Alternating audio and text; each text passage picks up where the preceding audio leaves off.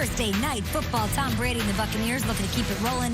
Jalen Hurts looking good, and he's keeping those Eagles hungry, coming off a win, making a statement on their home turf. It is primetime battle in the city of brotherly love, coming off wins. I love it. Thursday night football, 8 Eastern on NFL Network on Fox and streaming on Prime Video. D-Hall? Yes, Bucks, Dolphins.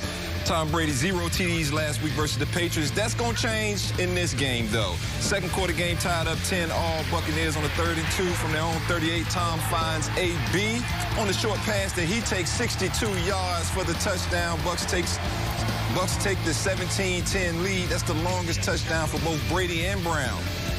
Fourth quarter, Bucks up 31-17, 1st and 10, and he finds Mike Evans for the 34-yard touchdown, beating Byron Jones. Bucks win this game 45-17.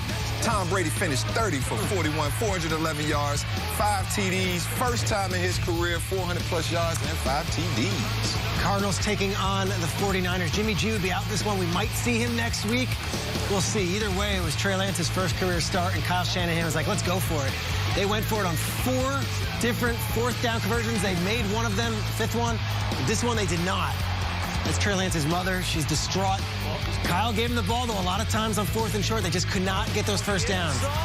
First and goal, DeAndre Hopkins. Gives them a 10-point lead on that one. The 49ers would score a field goal to cut it to 7, but they wouldn't get the ball back. These Cardinals, they find ways to win. They're now 5-0. Is the reaction shot of Mrs. Lance entirely necessary? It breaks my heart. I don't like it. All right, Rodgers, Burrow, now just a whole bunch of field goals we're going to show you. That's how we do it.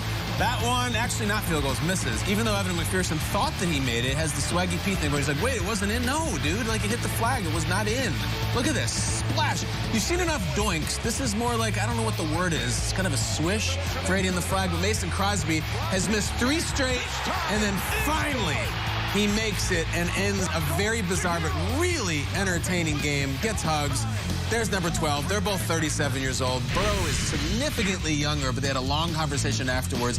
Bengals 3-2. Packers 4-1, just steadily building up that record. Another home title game? Who knows? Long way to go. We at the breakfast table looking at the slate, we're like, oh, this Packers-Bengals game is sneaky going to be good. And it was going to overtime.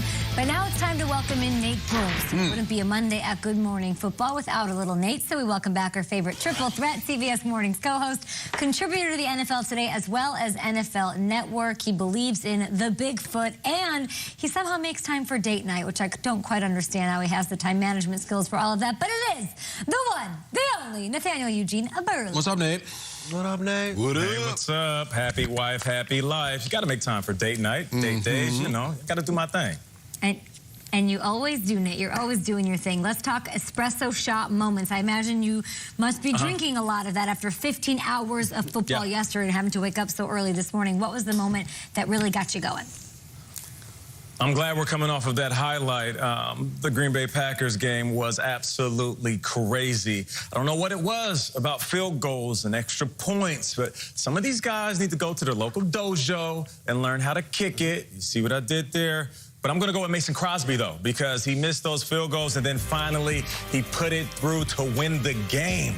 They were struggling all game on both sides. You know what? Throughout the NFL this year, there's been a struggle. And I'm not just saying that for kicks and giggles. I'm saying that because you got to focus up when you put that ball on the ground and you're trying to get it through those uprights. Moving the extra point back and now the pressure on these kickers throughout the year, I'm guaranteeing that you're going to see more games come down to the wire, and kickers are either going to be the hero or the villain. So for me, I'm looking at Mason Crosby. That woke me up because it woke up that sideline. I was a little hesitant. One of my favorite moments of that game was after he made it, he kind of looked to his sideline and he's like, he gave me enough chances.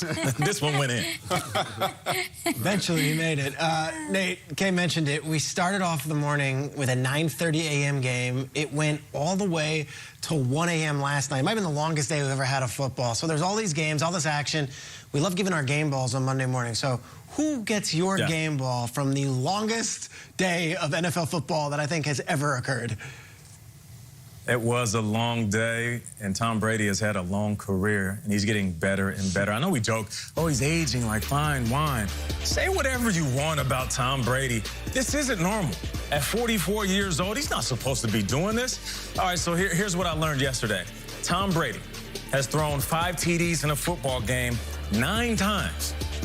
4 of those games came after the age of 40. I believe it's 5 of those games. One of those, 4 or 5 of those games came after the age of 40. So right around the 40-year mark, he just got better. And Tom Brady is willing to deal in. Here's what I love about Tom Brady right now.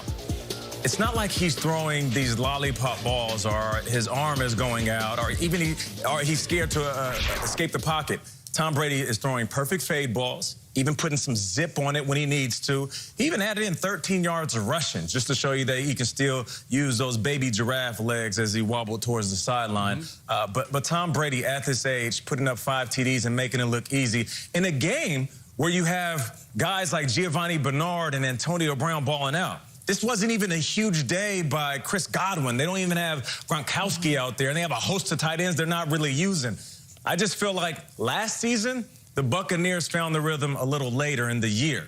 This year, through 5 weeks, these guys found exactly who they are. They have an identity right now. Oh, and that defensive side of the ball is getting healthy, which means it is about to get real spooky for defenses that are going to face these guys. Right in time, Nate. We do struggle with a way to describe Brady, and the whole age-like wine thing, it doesn't make sense. Wine hits a peak year in which it's the best, and then it starts to deteriorate and turn to vinegar. That doesn't work for him either, Nate. Even a wordsmith like you struggles. But here's a question for you. You saw the catches, but did you pay attention to the fancy footwork, Nate? Give us your favorite toe drag swag of the weekend. For goodness sake, shout out to PL, would you? Yeah, one time. Yeah, shout out to PL. I did see the catches and the fancy footwork. And I also saw Kyle Brandt on NFL Today getting in full acting. Did you guys see this dude, KB? KB went into soap opera Kyle Brandt. He was focused. You know, it's funny. I'm in the NFL Today studio, and I said, all right, guys, Kyle Brandt's piece is going to come up. He's going to tap into every bit of his Oscar motivation. And he was. Kyle's like, come on, you can do it. Hey, come here, you got it, Ben. Kyle, I love you, bro. You did your thing, and I'm not going to lie to you. The studio erupted after your piece, so hopefully we get to see you a little bit more in NFL Today. But back to the toe jack swag. Thank you very much. You guys see Rondell Moore? Go ahead. Of course. Yeah. Listen, Kay mentioned it. Rondell Moore. Can I just get a little bit of more? Watch this. Kyler Murray escapes to the left, throws it towards the sideline. And if this ball doesn't get caught by Rondell Moore, he's going to, one, he will land out of bounds, but the ball is going to be about 5 or 6 yards out of bounds. He plants his feet in the ground, and what we say all the time, you get those toes right by the sideline, then you get those dead legs. Dead legs allow you not to drag your feet or pick them up out of bounds. I know. You get to catch the ball. And he's just holding it out there right in front of him.